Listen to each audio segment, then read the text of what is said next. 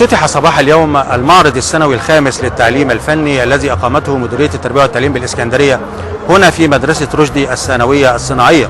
ويسعدنا الآن أن نلتقي مع السيد المهندس عادل عبد الوارث مدير عام التعليم الفني بالإسكندرية. أهلا بك يا باشمهندس. أهلا بحضرتك وتشرفنا دايما بوجود حضراتكم معنا، وكل عام وحضراتكم بخير يا رب دايما.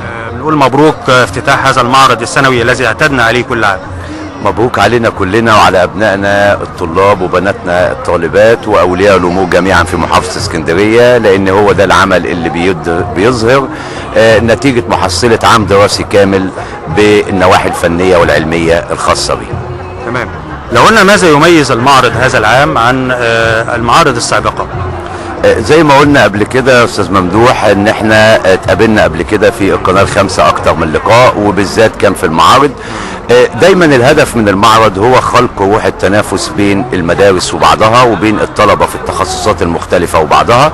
لما بنشوفوا انتاجاتنا من داخل التخصصات بتاعتنا بيتخلق عندي نوع من الرغبة في التطور الفعلي لطالب وطالبة التعليم الفني، وده فعلا اللي احنا لمسناه هذا العام في منتجات جديدة جدا بتعرض لأول مرة في معارض التعليم الفني، في ممثلة في منتجات مدرسة الزراعة الثانوية بالإسكندرية، ممثلة في بعض الأقسام الصناعية اللي منها أقسام الملابس وأقسام الأخشاب والأقسام المعمارية اللي هي الأعمال الجبس. شيء ظهر جدا السنة دي جليا وواضح قدام مننا.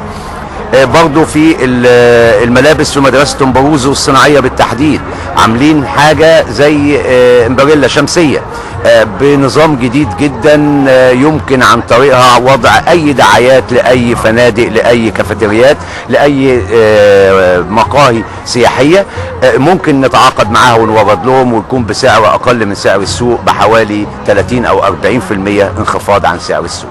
تمام. هذه الاعمال الفنية بتتم على ايدي الطلبة، نقدر نقول ايدي الطلبة والطالبات في المدارس باشراف المعلمين القائمين على التدريب وتوجيهات السادة الموجهين الفنيين لهذه التخصصات. السيد المهندس كامل العبد مدير عام مدرسة اسكندرية الثانوية الزراعية، اهلا بيك يا فندم. اهلا يا فندم ونورت يا استاذ ممدوح والحمد لله على سلامتك. الله يسلمك. مبروك طبعا افتتاح هذا المعرض الكبير ومشاركة المدرسة كل عام كعادتها في هذا المعرض. اكيد المعارض اولا بتظهر الانشطه الانتاجيه المختلفه داخل مدارس التعليم الفني بكل انواعه.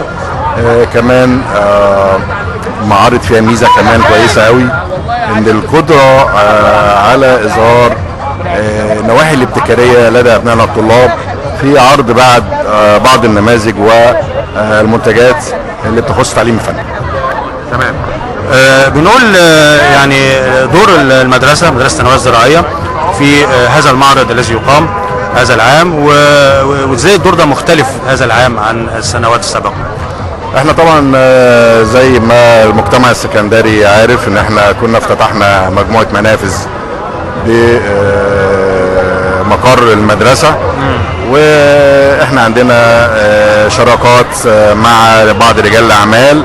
طبعا ده ادى الى تنوع الانتاج وتنوع في المنتجات اللي احنا بنعرضها السنه دي. يعني السنه دي مختلفه شويه، ان احنا بنعرض طيف واسع من المنتجات الزراعيه اللي بيتم تصنيعها بكل فخر داخل مدرسه اسكندريه الثانويه الزراعيه، واللي بالفعل اثنى عليها سعاده سيد الوزير دكتور محافظ اسكندريه لما زار الجناح المخصص لمدرسة اسكندرية الثانوية الزراعية والتعليم الزراعي. السيدة المهندسة أمل حسان منسق عامل أنشطة وتطوير بالتعليم الفني بالإسكندرية، أهلا بيك يا فندم. أهلا وسهلا، شرفتوا المعرض. طبعا مبروك طبعا افتتاح المعرض النهارده، يعني وده العام الخامس لهذا المعرض. طبعا ده معرضنا، واحنا بدأنا من 5 سنين وكان لنا السبق ان احنا محافظة الإسكندرية تعمل معرض تعليم فني مجمع فيه منتجات طلاب التعليم الفني ومدارسهم، والمعرض ده كان قائم على التمارين الغير نافعة اللي هي كان الطالب بياخد خامات يعمل تمرينه وبعد كده بتتركن في المخازن او ما بتتباعش، او الطالب بياخدها يشتريها كتمرين عمله هو في المشروع. فبدأنا ان احنا نعمل معرض بدأنا كل سنة ان احنا نزود أصبح في انتاجنا. تسويق لهذه المنتجات. طبعا تسويق، ومهم جدا تسويق المنتجات من خلال فتح مدارسنا للجمهور مش للتعليم الفني فقط. السيد المهندس محمد عبد الله، اهلا بحضرتك في هذا المعرض، معرض الخامس للتعليم الفني. اهلا بيك سعادتك. طبعا نقول يعني دلاله مشاركه حضرتك في هذا المعرض ايه؟ انا مستثمر مدرسه الزراعه قسم المخبوزات، فطبعا جيت اوري مع منتجات الطلبه مع الشراكه ايه النتيجه بتاعها في المعرض، وده اول معرض نعمله ان شاء الله معاهم السنه دي. انا اول معرض اشترك معاهم فيه. تمام. المنتجات يتم عرضها مصنوعه طلبه.